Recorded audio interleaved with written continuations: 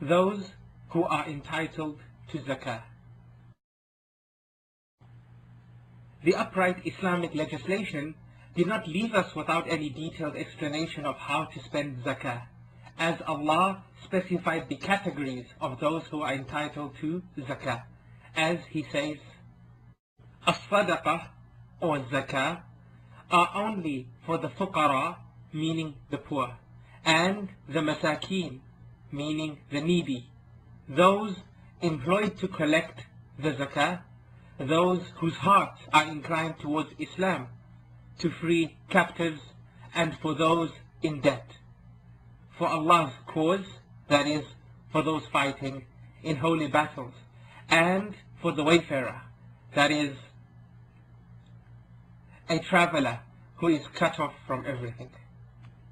A duty imposed by Allah. Allah is the All-Knower, the All-Wise. The first of these categories are the poor. A poor person is one who does not have anything with which he can fulfill his basic needs and that of his family, that is food and drink, clothing and shelter. He is given from zakah that which is enough to sustain him and his family for a complete year. As for the second category, they include the needy. A needy person is one who possesses half of his need or more. For example, a person with 100 but needs 200. The balance he needs is given to him and his family for a year.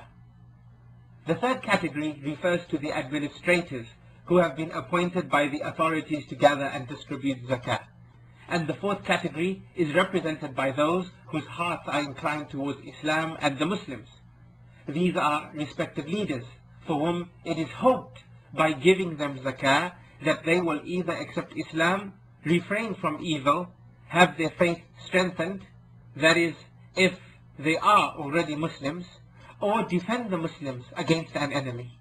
They are given from the zakah an amount that results in their hearts being inclined towards Islam, God willing. The fifth category is identified in Allah saying, to free captives. And He meant by this to free the slave so that each one of them is able to become a completely free man and a useful member of the society, and be able to worship Allah the Most High in the best manner. Paying the ransom for Muslim prisoners of war is also included in this category. As for the sixth category, they include those who are in debt. There are two types of debtors. The first type refers to a person who incurs a debt to fulfill his personal needs. He is given from zakah an amount to pay the debt, if he is poor. The second type refers to a person who incurs a debt as a result of reconciling two groups of Muslims. He is given from zakah an amount to pay his debt, even if he is rich. The seventh category of recipients of zakah includes those who are fighting in the cause of Allah to raise the words of Allah, so that the words of Allah are heard and respected throughout the land. Also included in this category are numerous da'wah activities that are counted as striving in the cause of Allah, if such could not be sponsored or sustained through non-obligatory alms or sadaqah. The eighth and final category is the wayfarer who is stranded and has no money with him. He is given from zakah an amount that ensures his safe delivery to his country of residence, even if he is rich in his own country. Any other groups besides these 8 categories cannot receive zakah, even if it is for a good and philanthropic cause. For example, for mosques, schools, hospitals, and other charitable causes which are eligible for alms. The scholars have also stressed that it is not a condition to cover all of the 8 categories mentioned. Rather, it suffices if any of them is given the zakah according to the needs of the time. It is not permissible to give zakah to the rich or those who are strong enough to earn a living, due to the Prophet's statement, peace and blessings be upon him, there is no share in it, that is, the zakah, for the rich and those who are strong and able to earn a living.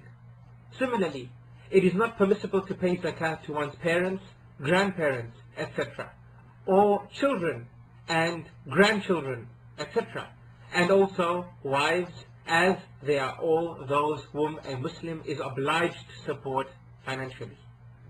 Likewise, it is not permissible to give zakah to disbelievers whose hearts are not inclined towards Islam, etc., due to the Prophet's statement, peace and blessings be upon him. It, meaning zakah, is collected from their rich and given to their poor, meaning the Muslims. And zakah is not permissible for the household of the Prophet, peace and blessings be upon him, as a mark of honor and respect towards them. The Prophet, peace and blessings be upon him, said, "Indeed, these alms are only people's impurities, and indeed they are not permissible for Muhammad and his household."